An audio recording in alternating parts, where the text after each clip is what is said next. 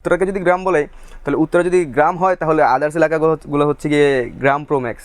ওকে, ওটা থেকে নকল করছেন? না না, ওর থেকে নকলে বলতে এভাবে কিছু না, মানে আমি যখন দেখতাম সালমান মাদ্দা ব্রাউন ফিশ, তো আমি তারপর রাফসানার ছোট ভাই, তো দ্যাট টাইম আমার মনে হলো যে না রনিদা কিছু একটা হওয়া উচিত। রনিদা তো চালু যে তখন হচ্ছে গিয়ে আমাকে মানে আমরা ফোন দিয়ে পোলাপাইনে বলতাম হচ্ছে "এই চাল্লু আয়", মানে এইটাই কিছু বোঝা যায় চাল্লু চিজ। মানে আমি যখন এই নামটা দিই তখন আমার মানে মাথায় এটাই ছিল যে নাম এমন একটা নাম দিতে হবে যেটা হচ্ছে গিয়ে ইউনিক, কারো নাই আর কি।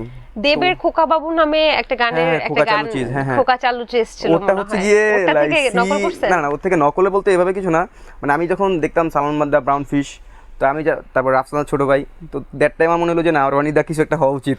রনিদা চালু তো যে তখন হচ্ছে গিয়ে আমাকে মানে আমরা ফোন দিয়ে পোলাপাইনে বলতাম হচ্ছে "এই চাল্লু আয়", হুম। ঠিক আছে, তো ওখান থেকে আর কি চাল্লু চিজ।